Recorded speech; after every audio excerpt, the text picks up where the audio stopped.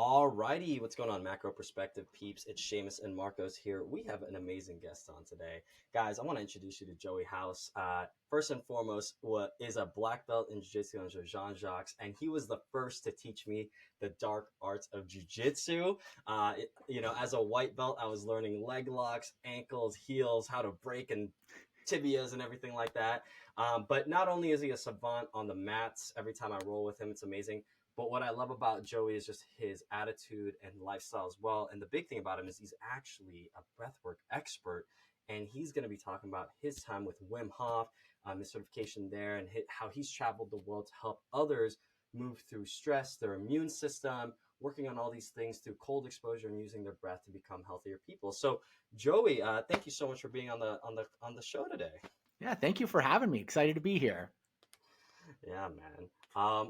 But yeah, other than just like my little intro there, what got you into the breathwork world? I got to see a little bit of that, but I just would love to see it from your eyes and your point of view. For sure, yeah. What's interesting is that you even brought up the jujitsu intro as well, because of the fact that I got into the breathwork world and even the Wim Hof method because of jujitsu.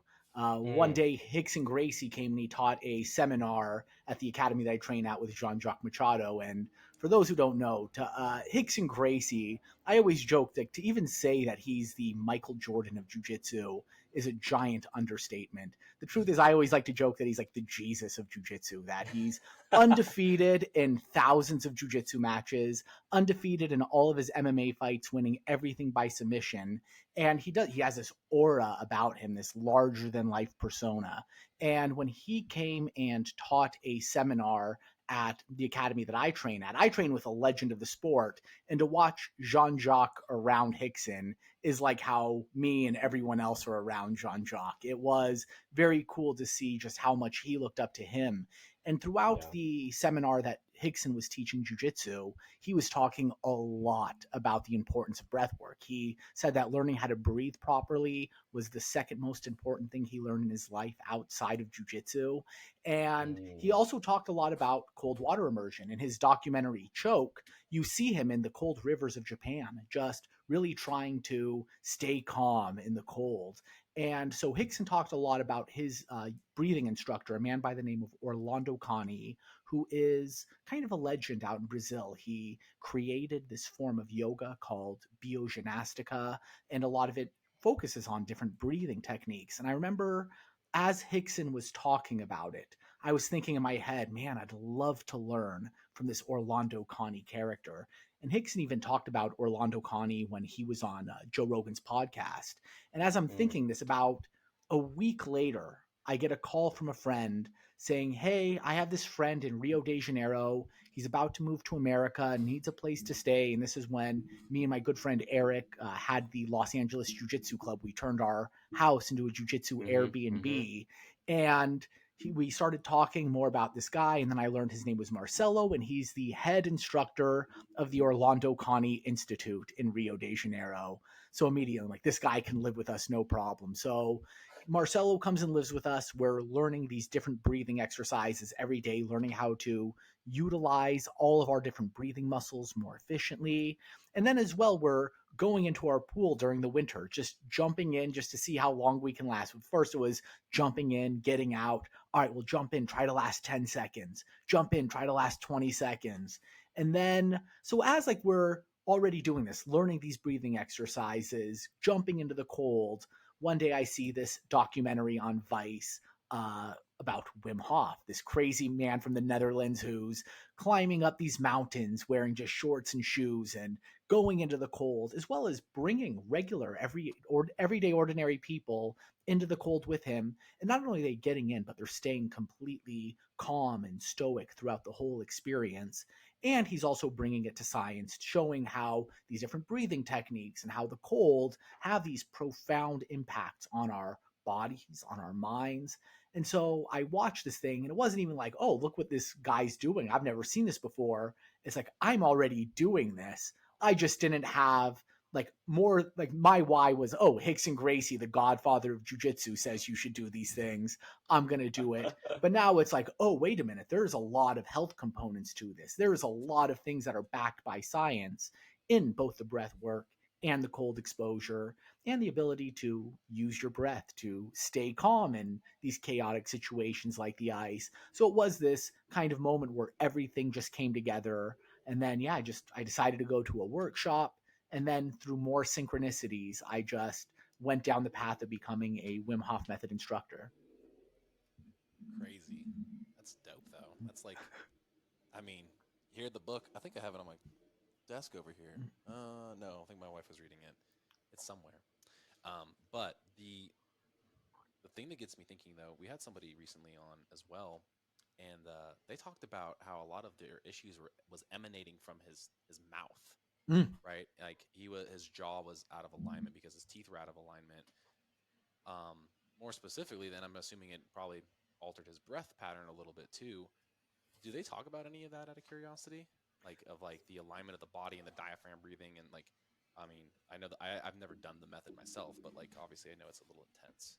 Yeah. So the Wim Hof method in particular doesn't talk about that. It's more the different breathing techniques that Wim himself have discovered. But then as you go down the breathwork rabbit hole, yeah, you start learning all these different things, how the way we breathe it influences our whole anatomy and our physiology. And yeah, exactly as you were saying, because of part of it's also our diets, part of it is how we breathe and stagnant lifestyle. Literally, our whole physiology, the physiology of our face, has completely transformed over the years as far as how our teeth grow in, and all of that affects how we breathe. And then the crazy thing is that I think maybe the book you're referring to is James Nestor's.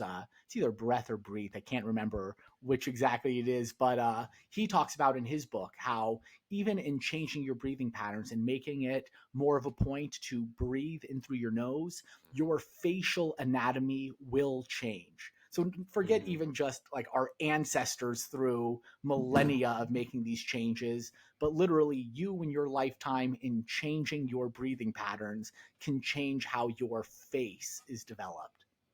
There was also a doctor, whatever her name was, on I think it was Mind Pump's podcast that talked about the tongue placement for breath Mm. and like again the jaw and the strengthening and she actually talked about like your young child should be chewing on meat at a young age to develop the muscles of the jaw that then actually helps your breath and I guess like deviated septums are like almost a result of like us being too lazy with food, like funny Yeah. enough. And when I heard that, I was like, I'm making a steak for my daughter ASAP. You That's know? Dr. Yeah. Sandra Kahn with the book Jaws, right? Yeah. Okay. So it was jaw. There you Okay. go. See, look at you now. Yeah. Yeah. Yeah. Yeah.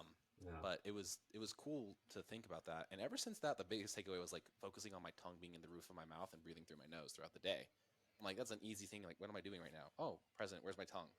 And Yeah. I find myself focusing on that, and like, I swear my allergies have been better. My breathing cadence and like all my activities feels better. It's like the weirdest thing on that cue alone. So, for everybody listening, easy coaching cue to breathe better through your nose. Put your tongue to the roof of your mouth and learn how to Yeah. like facilitate that. Yeah. And it's also interesting that as you kind of learn more about these things, you do start seeing how it's all connected. Our health patterns, our wellness patterns, that most of the things that are good for our health usually also lead to just a better life in general. I think they did studies on people that end up living the longest, the blue zones, the areas that have the most centenarians, and the number one and two thing that dictates how like people live so long, it's like your social situations, like the social dynamics around you, and then it goes into later on diet and how much you move your body.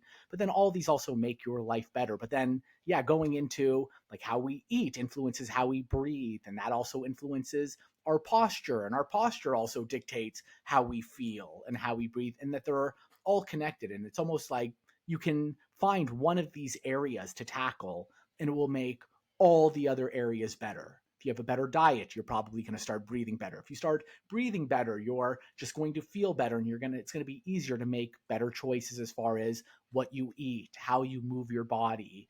And it's just also how you feel. How you breathe is directly connected to your nervous system state. If you're breathing in and out through your mouth, short and shallow, which is what most people do. Most people breathe through the mouth. Most people only chest breathe. And if you think about just essentially being in a fight or flight state, being in a stressed out nervous system state. How are you breathing? How's your physiology? Chances are you're breathing short and shallow, that everything's tensed and contracted.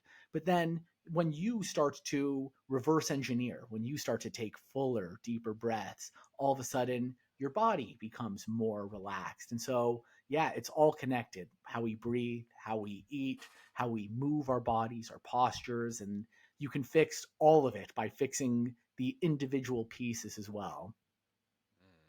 Let me ask you this. What do you like to fix first with people? Oh, well, obviously it's the breathing. I feel breathing is so foundational because it's literally the thing that you do the most of every single day. That with diet, right? That, there's also so much as far as diet goes. Is vegan the way to go? Is carnivore the way to go? Are you supposed to intermittent fast? Are you supposed to eat multiple meals throughout the day? That it's so interesting that you can get lost in any of these rabbit holes and all this information.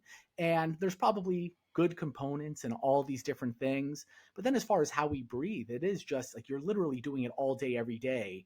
And it's a thing that you can put immediate awareness in when you're stuck in traffic, when you're sending out an email, when you're just going through the small components of your day.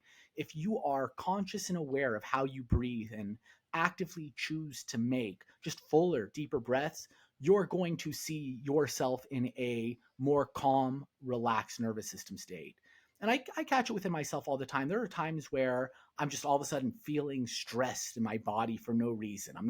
It's not any particular thing that it's connected to. It's just I'm feeling stressed out. And then I start noticing, I've been sitting at my computer doing this work. I've been slouching, breathing short and shallow in my chest, or maybe I've been holding my breath. It's another common stress response.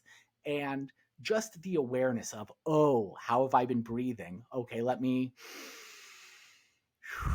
And just even taking a few full deep breaths and using the different breathing muscles of your body, you're going to see that you can relax and tap into that any point of the day, where all the other things I do think, as far as how your diet is, when you're exercising, sometimes you have to go to a particular place to exercise in a certain way. You have to buy certain foods and make sure that's where you're surrounded with. But literally your breathing, it's something that you can constantly, I've been breathing poorly or incorrectly. Let me fix that right this second. And I think it's such a foundational piece of wellness. And I think it's also probably the least discussed and talked about.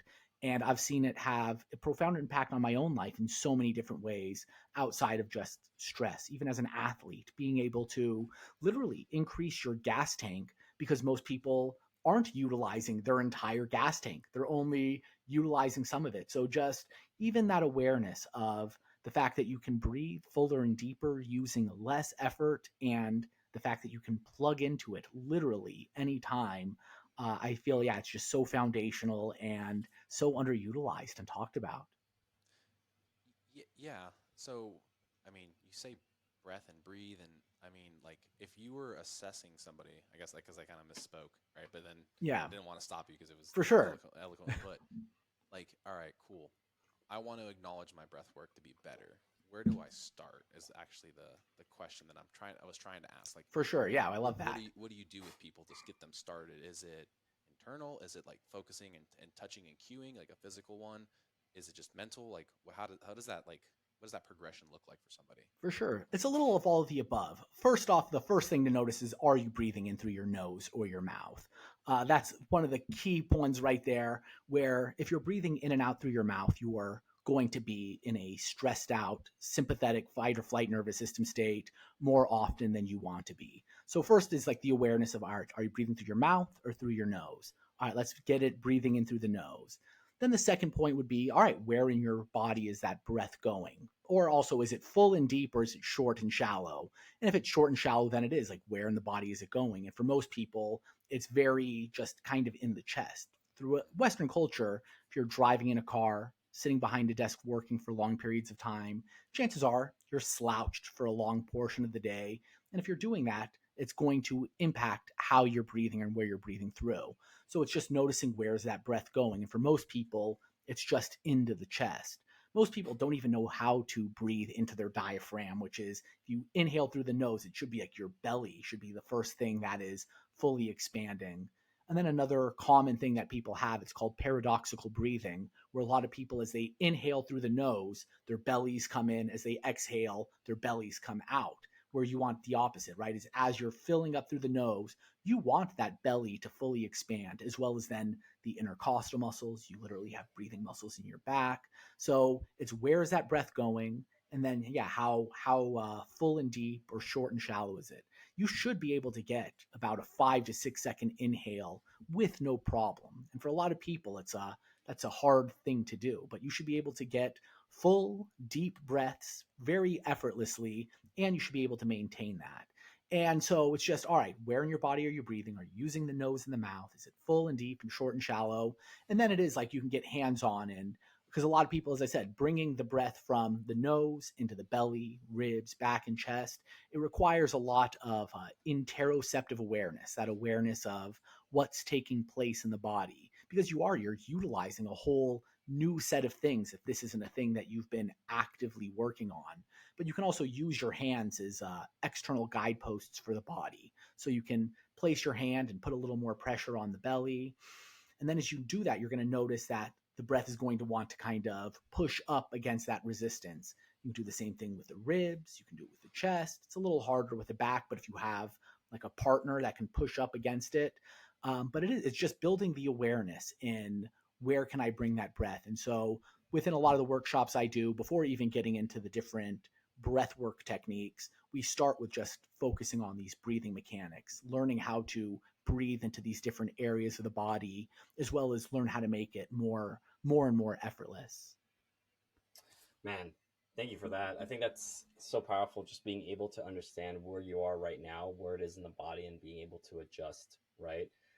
I do want to take it a little further. Like with you do with these workshops, I think there's more to it too, though, right? You do some of that, I believe, hypoxic breathing, right? Where you take them through that deep, intense type of breathing, which is almost very much like a traumatic release event. Because I know I had that when I did it. Could you kind of talk about that breathing that we do that when you're laying down and you're going through like I think it's like a guided 20-minute thing, Joey? How does that go? Because now it's a session. That's not like breathing throughout the day, but a session with you. Yeah. And so, so how I set up my workshops, it's like a 3-pronged thing. Step 1 is the breathing mechanics, which I just talked about, which is like learning how to just use the different breathing muscles of the body, learning how to get yourself into that parasympathetic rest and digest nervous system state quickly and efficiently. And then we move on to it's the Wim Hof Method breathing, that hypoxic breathing that you were talking about, that puts the body into a more alkaline state, and you are purposefully putting yourself into that fight or flight sympathetic nervous system state. And this is the breath work that put Wim Hof on the map, because it's what he did during the Routbout study, where they injected him with the endotoxin. They injected him with a dense form of E. coli. He does the breath work that I teach in those in the workshops, where it is just fully in, letting go. It's just a faster breath work technique. There's breath holds involved, and you're literally flooding the body with adrenaline. You're putting your body very deep in a fight or flight state. I think they said that the amount of adrenaline in your body when you're doing that breathing is more than a typical person who's getting ready to bungee jump. So you're going deep into that fight or flight state, but at the same time, you're not feeling crazy stressed out. Like, you'll feel stress in the body. It's a hormetic stress, but you're literally flooding it with adrenaline, which makes it harder for any kind of disease, bacteria, anything to live in the body for a long period of time. So it helps that innate immune system response. And then also what it does is it gets you into deeper parts of your mind. You literally, they've had people go in MRIs and they've scanned their brains, and you're utilizing significantly less of your prefrontal cortex, which is the human part of our brain, which is awesome. We want to be using that for periods of time throughout the day, because it allows us to envision in the future and to create plans and to bring that future into now. Yet at the same time, it's also the part of our brain that makes us neurotic. We're literally the only animal that is worried about, am I going to have rent at the end of the month? Oh, I got to send out that email later this week. I gotta file my taxes. And we can be in in a safe environment, and we can put ourselves into this crazy, chaotic, sympathetic, stressed out state. So what it allows is actually to go into deeper parts of your mind, and you become so profoundly present. And that's one of the very powerful things about it. So you're doing something great for the immune system. You're putting the body into a more alkaline state where it's functioning better. And you're also going into deeper parts of the mind, allowing yourself to become more present. But then, as you mentioned, you're creating that hormetic stress. You're allowing the body to become more resilient to stress because you're putting yourself into a stressful situation and just kind of allowing your body to adapt in that environment. And that's also how we culminate the events in the ice bath as well, putting it all together using the breathing that we used in the beginning, the different breathing mechanics, as we put you into a fight or flight state, a deep one as we put you into an ice bath. And then you can use your breathing that we learned in the beginning to stay calm and relaxed inside that ice bath. So it's giving you the tools to stay calm in stressful situations, as well as purposely putting you in different kinds of stressful situations, allowing the body to adapt. So it's like, it's allowing yourself to really attack the ability to handle stress very effectively in different ways. Yeah, it's freaking powerful have gone through it myself, and you were the first one to talk me through 10 minutes in the ice. Like, and I've never done ice before other than like maybe in high school. They're like, hey, jump in the ice during the summer for like a minute, and like, you jump out just to feel good. But you took me through 10 minutes, and then I believe we did 18 minutes as a group in like a little thing, and then we're doing like the horse dance breathing, and it was like so much fun. Tell us about the ice. Like, you set them up with the breathing mechanics, you do the hypoxic breathing. It seems like, the goal from the last time I saw you doing it is like, hey, we want to have you in there for 10 minutes. Do a lot of people pass that 10 minutes, or can they do more? Or do you feel like they're really ready for that and that they can really do that 10 minutes efficiently? So in a typical workshop, in a fundamentals beginners workshop, I'll do about 2 minutes. I'll have people max out about 2 minutes because honestly, you get the vast majority of all the health benefits in about 2 minutes. In an advanced, I'll then push it to 5. And then with close friends and people that have done it with before, I allow us to push the envelope a little bit. 10 to 15 minutes is at the most extreme end of safe. After about 15 minutes, it's now kind of getting into a little bit of the danger zone. And so, 2 minutes though is really where you get the vast majority of the health benefits. And then everything else after that is literally, it's like a mind exercise. How can I stay calm as the ebbs and flows of intensity in this ice bath start to happen? Because the truth is, the first 30 seconds are the most intense, right? Going even back into bungee jumping, the first 30 seconds are the initial jump. And then everything else after is just the ebbing and flowing of, okay, there's levels of intensity coming up.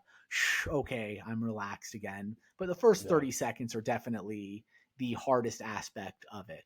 But so for the workshops, most people are able to do the 2 minutes. And then if people aren't able to do it, because the truth is, even if you if you put yourself into the situation where you're looking at a stressful situation, most people don't want to go into an ice bath. But the truth is, there's also a lot of good in going in. There's a lot of health benefits. There's drains the lymphatic system. It does so many good things. It reduces inflammation, that even just getting in, even if it is just for a couple seconds. I think Tony Robbins has a daily ritual where he gets into his cold plunge, which I think is like 50 to 55 degrees. And he literally jumps in, jumps out. And he does it for health. He does it for the mental component. And so even just getting in, you're telling your brain, hey, here's something I kind of don't want to do, but I also see the good in it. So I'm going to kind of override that initial, I don't want to do this, and get in. And then even just jumping in, you're still getting benefits just in getting in and getting out.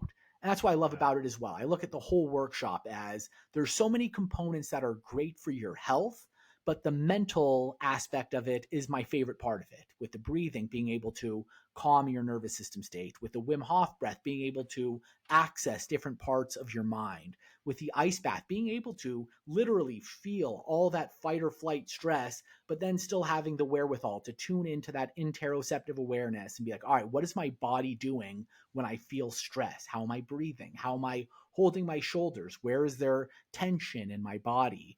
And also, as I said, every single thing has a health component as well. Getting in the ice, you're reducing inflammation, you're doing something great for the cardiovascular system, something great for the immune system, that you're doing just so much good for your overall body.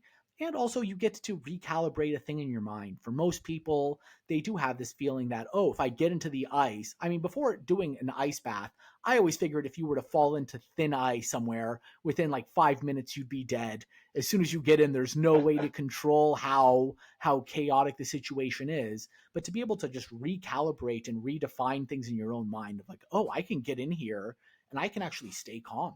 I can stay calm throughout this whole process. And this isn't killing me. This is actually making me stronger. This is doing good things for my mind, my body, my spirit.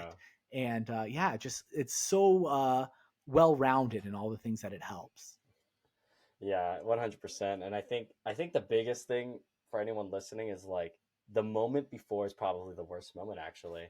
Yeah. Once you get in, that initial 30 seconds, like I think is a shock to the system, but you can get through it and get to like 2 or 3. I do want to ask, what is your recommendation with ice bath? Are you doing that daily? I mean, it's summertime, it's coming to summertime right now in California, so obviously this is like an easier time to do this. Yeah. But like for people that are not in like a coastal area, like, California or anything like that, like, is this something that they would do daily? Is this something that like what's the frequency? How often? What time frames? Like, do they always have to do the Wim Hof breathing? Can they just jump in kind of like Tony Robbins and then jump out? Like, what are your thoughts on that?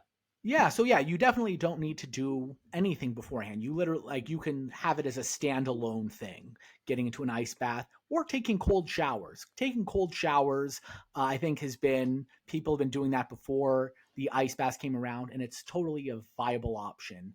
Except if you are in Southern California in summer, then there's no such thing as a cold shower. Your shower is probably like 70 degrees. And so that's why also we opted for the ice bath. You can totally do them every day. I do them every day. Sometimes I do them multiple times a day. And as I said, you get so many of the health components just from 2 minutes in there.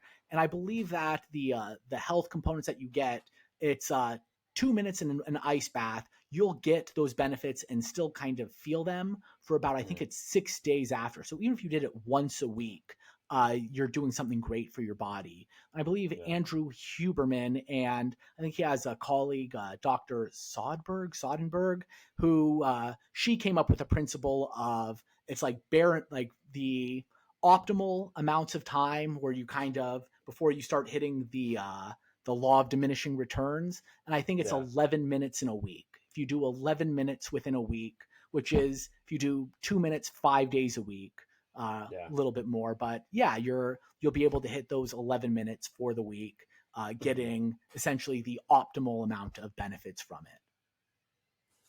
It sounds so easy in theory. 11 minutes. And every time before I get in the ice bath, the truth is, the crazy part of it is there's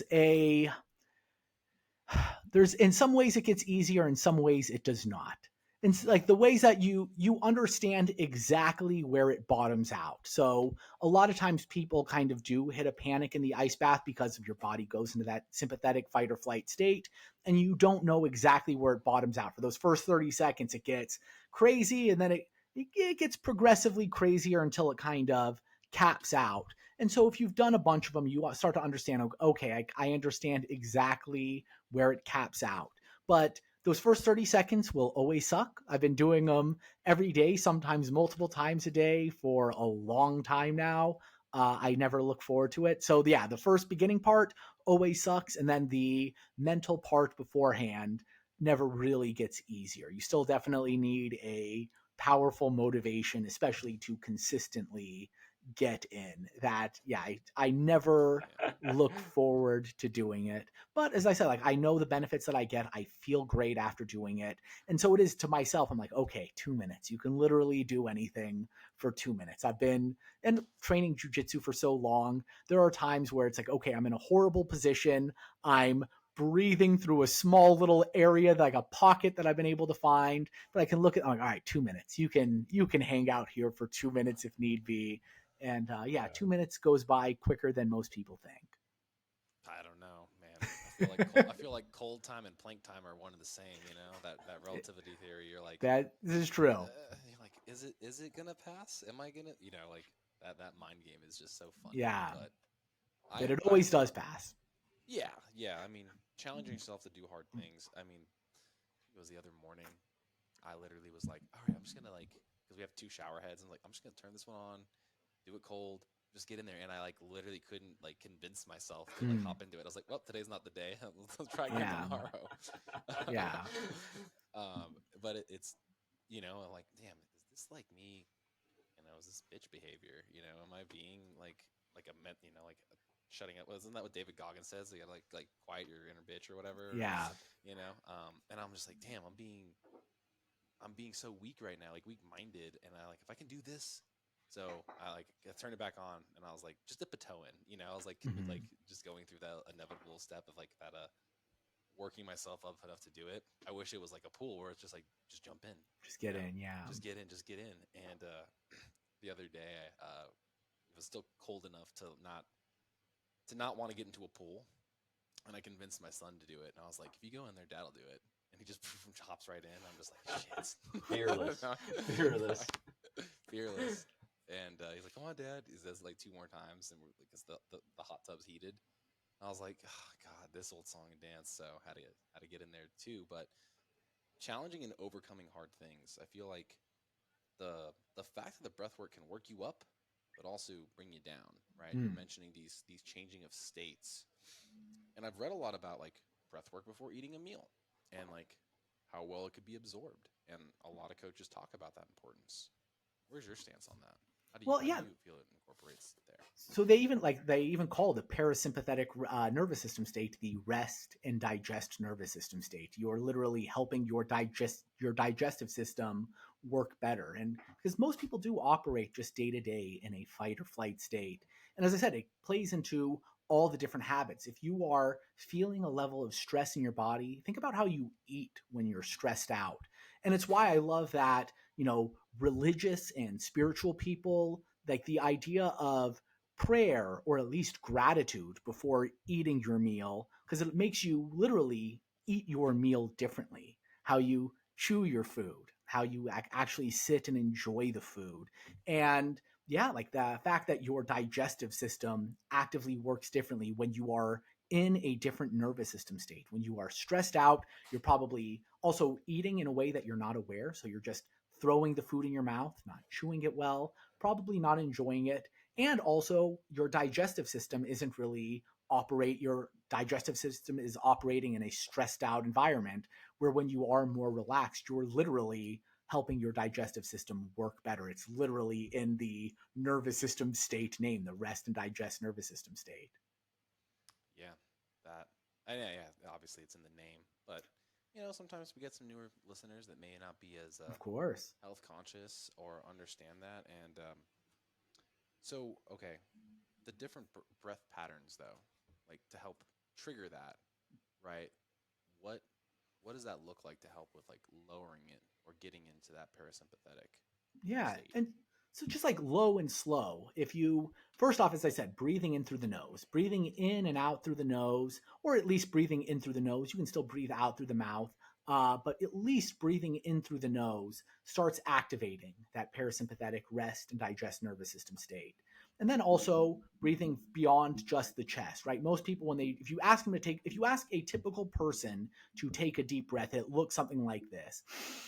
Their whole body comes up, but you really, like, your shoulders aren't a breathing muscle. You shouldn't be utilizing that. It's incorrect anatomy. Truth is, as you inhale through the nose, it should be the belly that's filling up first. You should be utilizing that diaphragm breathing muscle. And it should be your belly fully expanding. And then you can start bringing it into the ribs, the back, the chest, and getting about a 5 to 6 second inhale. There's an old Buddhist belief I often share in my workshops that there's this belief that our lives are measured in how many breaths we take. And the example that they often give is that dogs will breathe 40 to 60 times a minute and have a life expectancy of about 14 years. Yet turtles and tortoises will breathe once or twice a minute and live well over 200 years. So just even the idea of slowing that breath down, the ideal breathing rate is about 5 to 6 breaths a minute, yet the average person breathes about 15 to 20 times a minute. And so just slowing it down. And the more you start kind of tuning in to that interoceptive awareness, even just if you're trying this at home, just trying to slow that inhale down, trying to bring it into the belly. If you need, you can use your hand on the belly, feeling it expand. You can also take your hands, bring them to the ribs, and you can start noticing that you can bring that breath into different areas in your body. And then also not even forcing these inhales, but if you just slow it down, you're going to start seeing getting a 5 to 6 second inhale isn't an issue. And then you can find a natural exhale. If you want to kind of get a really prolonged exhale, you can almost squeeze your abdominal muscles, kind of helping the diaphragm relax, allowing a full deep exhale from the core out through the mouth.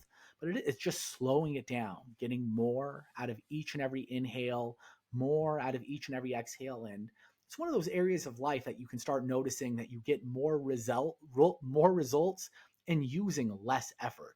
It requires a little bit of awareness, but just like jujitsu, as soon as you have the awareness and you understand the basics of the technique, you can get a lot done using less and less effort. I'm obsessed with finding ways in life, finding those little hacks of moving with the current as opposed to against it, that using your body the way it's supposed to breathe. Because if you look at small children like usually beneath the age of 4, they breathe properly. They breathe. Their inhales are fully expanding in their belly. If you drop something in front of them, they usually bend at the knees in a proper squatting position. It's as we get older, we start developing these bad habits, even as far as how we breathe. And it's just kind of reconnecting to how the body is supposed to breathe. And it takes a little bit of awareness. And that's why it's so beautiful that the word for breath and the word for spirit are the same in so many different spiritual traditions. In Hebrew, it's ruach. If you look at chi or prana, these different spiritual traditions, the word for breath and spirit are the same because you start changing how you think. The actions you take start to become a little different. And it's just awareness. Honestly, none of these breathing techniques are hard to implement at all. It really is just bringing awareness. Like, oh yeah, how am I breathing in this moment? A person just cut me off while I'm driving. A situation happened that my body went into a fight or flight state.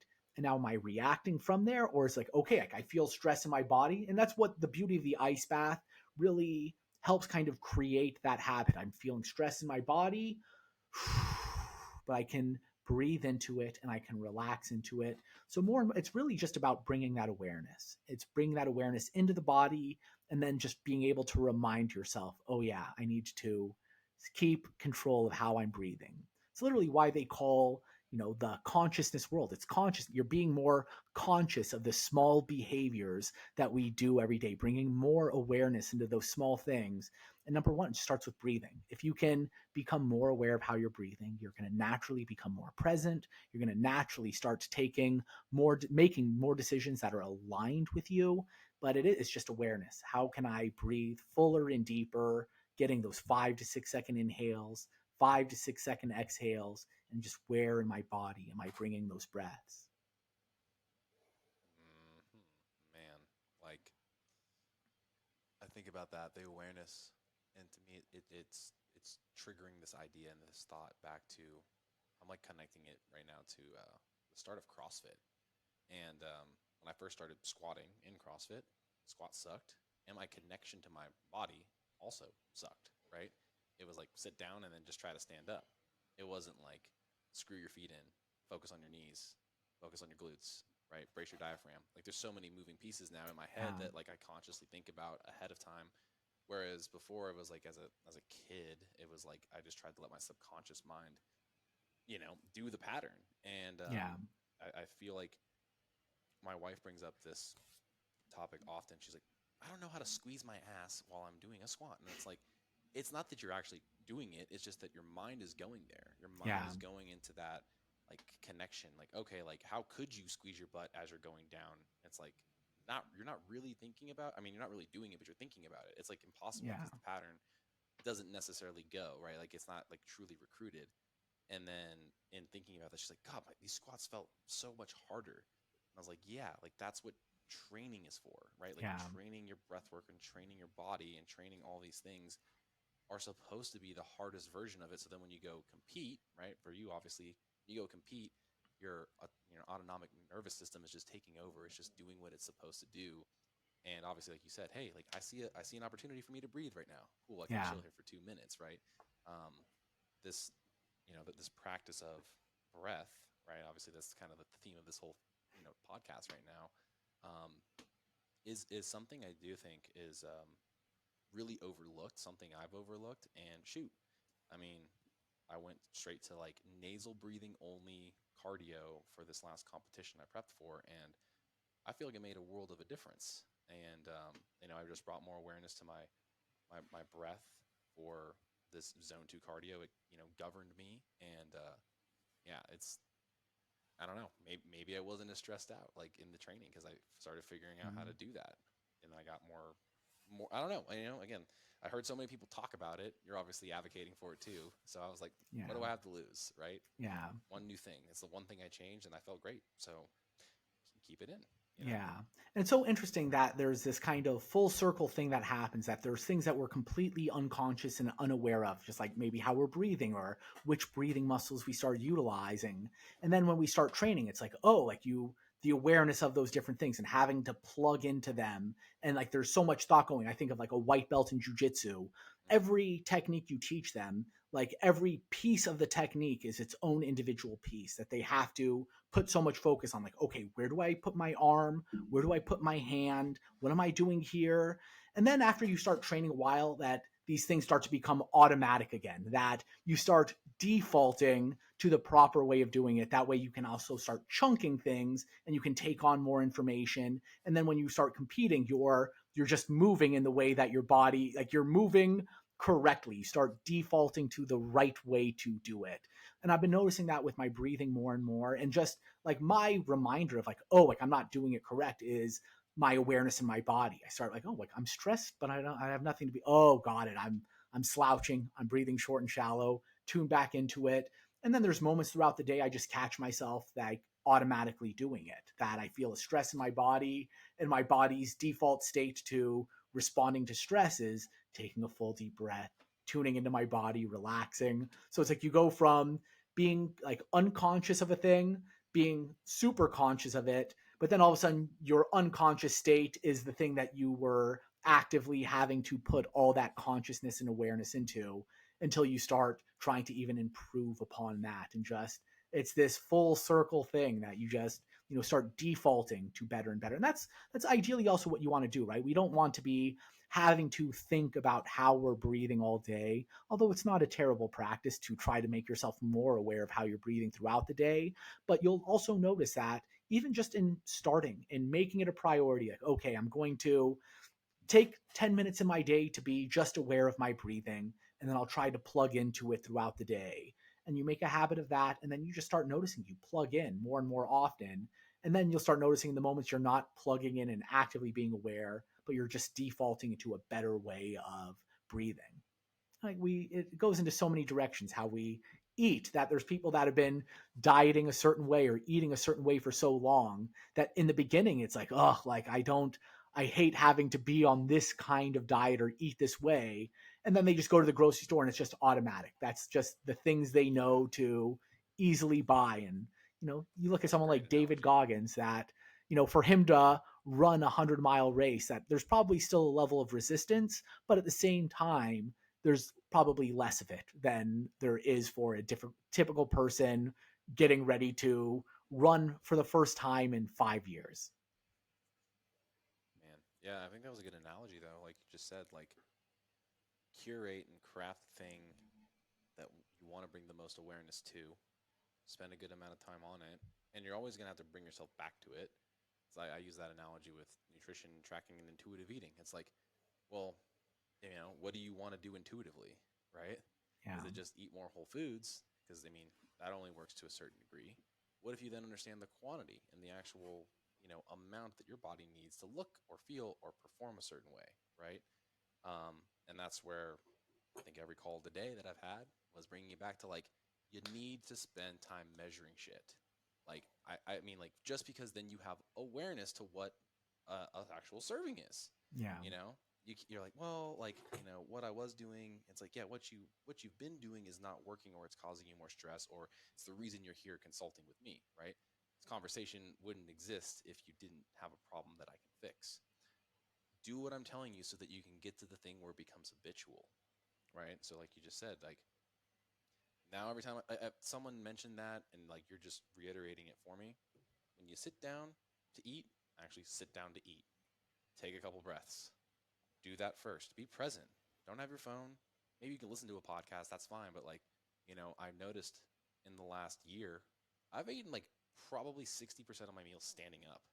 Don't know if that's good or bad, but maybe it'll be better if I take a seat and then go move afterwards. But I think we all live such busy lives. It's always chaos. Yeah. There's always something that we need to get to, and like investing that 5 to 10 minutes, in between phone calls or in between whatever, TV shows or whatever, right, is just so hard for us to commit to. So Yeah. I I feel think like Jocko presence. Willink is the one who said discipline equals freedom. That if you can have the discipline to do those small tasks throughout the day, the discipline to like, all right, this is how I want to eat. Because any person, right, we have ideals. Like, how do I want in my ideal version of myself? How do I eat? How do I spend time with my significant other? How do I spend time with my children? How do I work? How do I sleep? What are my wake up rituals? All these. How am I working out? And if you can just spend like a little bit of, okay, these are my different areas that I want to function harmoniously. All right, am I spending a bare minimum of time in any of these different areas, in how I'm eating, how I'm spending time with my loved ones? And for me, like, I look at foundationally, how am I breathing? How am I showing up from a nervous system point of view? Because the truth is, I can try to maybe spend more time with a significant other, eat a certain way, move my body a certain way. But if I'm doing this from a stressed out place, I can like, all right, I can just look at it like putting the time down. I got 20 minutes I need to spend with my wife. But how am I showing up in those 20 minutes? There's the old saying, it's not about the time you put in, but it's what you put in the time. And I look at myself, my nervous system state. How am I showing up? What version of myself? How present am I being in my workout, in my time with my loved ones, and the time and the things that I care about? Like, how am I showing up? And yeah, even going to Abraham Lincoln's quote, if you give me 5 hours to chop down a tree, I'll spend the first 3 sharpening the axe. And so it's like, I know the things I want to spend time doing. And it's like, okay, here are these things. Now, how do I want to show up as I do them? And so like for me, it's always kind of, that's the default thing. How am I showing up?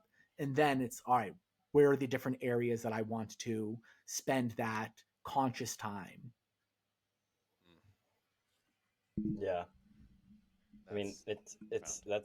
that's life. That's life. I wanted to ask you, Joe. This is kind of top of my head because I know Marcos brought it up, kind of like with the CrossFit. You brought it up with the jits. This is something in my head that I always kind of think about, and I've kind of heard this from the realm of others, and you might be more experienced in this. Folks that are in tune with their breath, Joey, that you may have rolled with or may have even just done exercise with. Do you ever notice how some people may not always be around? Like they're not always training hard, they're not always doing all these things, but when you roll with them, they somehow just make it seem so easy. Like it's not a conditioning thing. I think it's like a Yeah. breath thing. Like they may not necessarily have the best techniques in the world, like, but they're proficient enough. Like if it's a CrossFitter, but I've just noticed that some people that like they don't even train a lot, but because they're so in tune with their breath, they're just checking in on their breath that like it makes the training survivable or like Mhm. efficient. Like, can you speak upon that? Yeah, I think it's a presence thing. I do think that like for me, like meditation and breath work have been these kind of things that I do think they make me show up to things even better. That if I like, I'm trying to learn how to play the guitar right now, and I do notice there's a complete difference of if I'm trying to play and I've just been stressed, things are going on, and I pick it up and try doing things versus like I feel if like I'm flowing a certain way, like since the day's been going well, all of a sudden I pick it up and I'm just more in tune with my own mind, body, spirit. And that's what I think it is. I think that's like where the presence come in. Like how in tune with you are you on all these things? Because of with jujitsu, that's all. It's how in tune with you are in your body. That in any particular situation, it's as quickly as possible taking in all the information of what's the best movement or the most efficient movement I can make in this moment that will be helpful and get me into a better position or get me into a submission state or whatever it may be. And then how quickly is my body responding to my awareness of what it is that I need to do? And that's literally Yeah. everything. That's, CrossFit, because of all the intricacies of how is your body aligning on all these different exercises, picking up a musical instrument, and once again, learning a musical instrument, or just learning any new skill set whatsoever. Because I do think people that are like very good at any individual thing, they typically are good at a lot of things, because they show up and they're just more present. They're able to bring in all of their mind, body, spirit, all the different components into learning any individual thing. And so, just like that ability to be more present with all of those different things is so important and helpful in every different area of life. Yeah.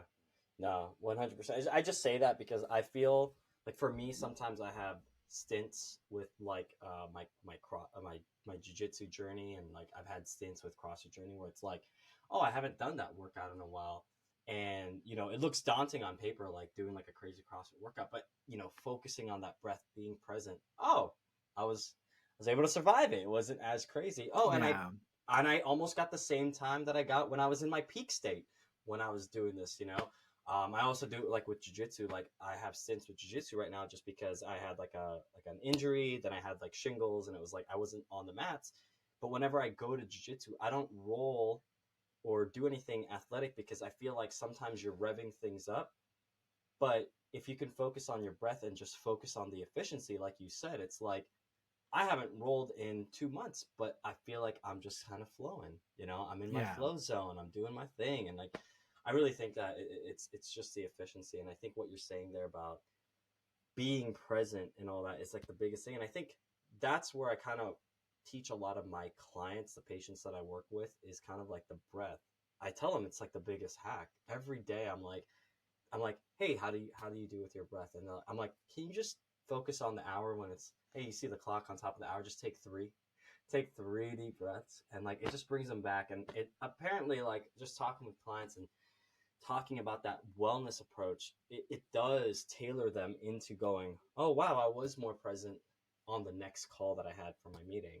I was more present for my kids. I was more present at the end of the day, which most people falter on their diet at the end of the day that I've seen, and they're not doing what's deconstructing them from their goals. So yeah, I really appreciate that presentness that that you're kind of just spewing with the breath. Yeah, as I said, that's why I am so passionate about teaching it. I feel that it just helps in so many different components and different areas of life. And as I said in the beginning, I feel that like the things that we do that are good for our health typically end up being good for just like us being happy. I do think that it's just a level of harmony that we can experience, that when you're eating well, when you're moving your body well, when you're breathing well, when you're surrounded by good people, these are all things that are good for the health, that will make your body live longer, and also will just help you operate in all different areas better. But as I said, I do feel the one thing that we have the most control over is how we're breathing, and it literally helps in every area of life. Yeah. I have one more question I'll Yeah. let Marcos take. Have you heard of these other breathwork specialists in the space that have come up? Um, like one I can think of is like a Brian McKenzie. He was big in the CrossFit space, and there's that, and then there's also like Gabby Reese and obviously the XPT guys out in Malibu.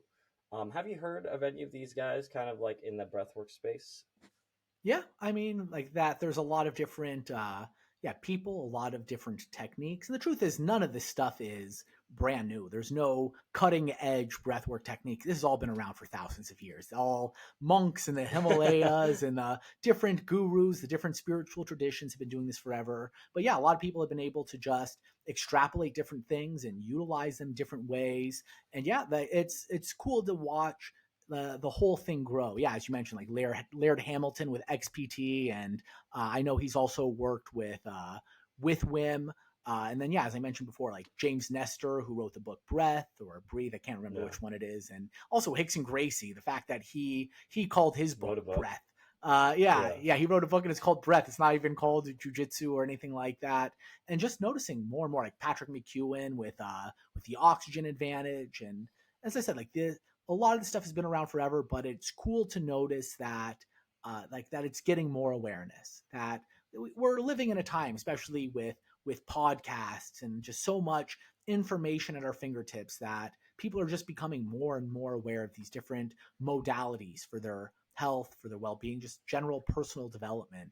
And yeah, just hearing a lot about different people coming up in the breathwork space, and it's awesome. It's just more people spreading the word of how changing your breathing can literally change your life.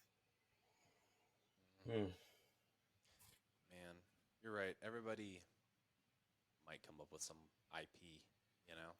Yeah. It's like it's just the name of the game. It doesn't mean it's not like means to the same end of the journey, right? Or means to the same like finish line, if you will. It's kind of like religion in a sense, right? I think we're all trying to understand this, this answer a question that cannot be answered because no Yeah. one's ever been there and or knows where it is what it is on the other side. So Mm-hmm. I find that people can be zealous that theirs is better than others, and here we go. We have irrefutable scientific proof that this breathing variation is far better than yours. Ha! It's like that's not the point. I think if you can get someone to be more intentional, whether Yeah. it's whether again like whether it is starting with breath to calm someone's stress down because that's the thing that needs the most work in their biofeedback, right? Like, again, like I kept on seeing it over and over again with really high level coaches. They're like, yeah, I just got that person to be more stressed and they lost 14 pounds. And I'm like, what the hell? What does that even mean? Now I'm seeing that like as a result of them combating the stress, they're not rummaging in the pantry and eating that extra food. They're staying to their plan Yeah. because they're making some time or carving the time for themselves. And yeah, I think like you just mentioned, I didn't know that like the spirit and the breath, that those words were intertwined, but your existence, you cease to exist without the breath, so it kind of makes a Yeah. ton of sense. Even Looking at that. Yeah. even like in the Western traditions, the in the Book of Genesis, like the fact like our spirit is the fact that God breathed life into us. Yeah. Yeah. That's amazing. I feel like now I have a even deeper appreciation for that thing, and obviously you fell into something that you became very passionate about because it impacted you so deeply, right? What did it combat though? What was it that you Hmm. were dealing with that like made you focus on this thing specifically? If you don't Yeah, so mind. it's interesting that like in the personal development space, you have a lot of people whose lives were so challenging that they were almost forced into this kind of deeper spiritual thing. A lot of times people were either handling addictions or a level of abuse or just a tragedy. I feel like I came in the other direction. My life was awesome. Like I grew up upper middle class, got a great education, amazing family, but like there was always like a sadness in my body. There was like this depression, and I don't know why. It was never like connected to anything. Like there was nothing I was able to pinpoint in my life and being like, that's the reason like my life sucks. That's the reason I'm so sad all the time. But I just was. I all the external things were great, but internally, like I just felt like a mess. And Mm. this really helped me combat that internal place. And I do feel at the end of the day, like all roads lead to that eventually it's the whole the story of the athlete who came from nothing, or like the actor or whatever it may be, got all the material world success, and then they became addicted to drugs or women or all the other vices that can be thrown at a person, because a lot of times it's an internal thing that's missing. And for me, this really helped the internal thing. And I have found so many other just kind of spiritual modalities. But as far as the breath work, it's literally one that like I don't need to go to Peru and drink a sacred plant medicine in order. I can literally tap into this while I'm driving my car, while I'm Hmm. sending out emails. It's literally something that any person can do any day. And being aware and conscious and tapping into it, if you consistently do it, you will make your life better. Like, period. It will happen. It's just so many people aren't aware or don't take the time. And it's as simple as that. Deep. Love that. That's that's what I was looking for. That was the hammer, the nail in the coffin, like everything would be really yeah, that again, the internal drive. I mean, they kind of. I Yeah. think it's literally what everybody's in pursuit of, and this is the thing that lets you kind of manage that a little bit better. And I agree. I think we're all searching. We're all searching for something that makes the most sense that we can glom onto. For a number of years, it was me competing. I'm sure Seamus, in a number of years, it was him likely competing or coaching or whatever it was. And then, you know, you get to the next decade, you kind of want to throw a wrench in all those plans, you know, but you still need to remain present to yourself, which is, again, like, you know, you can only do all the things that your heart desires if you keep your health in check. And I think this is a great way of like kind of being like, hey, like here's an easy way. You can do it on the hour. Like, can I focus on my breath? Or, you know, you can Yeah. do it every time you just said, literally anywhere. Um, I like that. So, Seamus, do you have anything else to add? I want to be cognizant of Joey's time here. And yeah, Yeah, no, I think the message is loud and clear. Bring attention back to the present moment through your breath. I think there's a quote. I don't know exactly how it goes, but it's like you can go 60 days without food, think like a few days without water. You can't go more than like for the average person probably 60 seconds, without the breath. So that's how important Yeah. that breath is. And I think everyone listening here practice that. You don't need to do the whole Wim Hof method. You don't need to do the whole going into the ice bath thing. Those are great things. But don't let that be a deterrent to just go, hey, can I do 5 to 6 seconds right now? Can I try that out? Hey, I'm a little bit stressed out right now. Can I try that out? What Joey said. Hey, someone did just run through me on a red light. Can I can I do that? And I did that too. I did that the other day. I was like, what the? And I just use my breath. I think the breath work practice, especially the time with Joey since like 5 years ago when we were doing it, it's been a pivotal part of my life. And I attest a lot of my recovery. I attest a lot of my mental wellness and just like everything, like my performance, just to being able to like, hey, just and like just shake it off like Yeah. a dog and just move on. So, um, Joey, where can everyone find you? What are you excited for? Are you releasing any courses, or do you have any products or services out right now? Yeah, where can they find you? Yeah, we are literally producing an app right now that allows people to access the different breathing exercises and different meditations, guided meditations that I teach. And I make myself very easy to find. Joey, Joey, House, Hauss. That's me on Instagram. That's me on YouTube. That's me on all the social medias, as well as JoeyHauss.com. And yeah, our app that we're developing, it's called Breath House, Breath, and then Hauss. And yeah, it'll be available very soon. But in the meantime, it's all available through our monthly, and as well as we have a yearly membership through the website joeyhouse.com. awesome. Well, we will link all that in the show notes. And Appreciate it. thank you guys once again for listening to another episode of the Macro Perspective. And we really want to take the time to thank Joey. His message was succinct, clear, concise, and everybody should be focusing on that thing. He has great, great ways to get that going. And if there's anything else that you guys would like to see from us, please comment below. If you have additional questions for Joey, we can send that to him afterwards as well. Obviously, you can directly connect with him as well. But again, thank you for listening, and we will see you all very soon.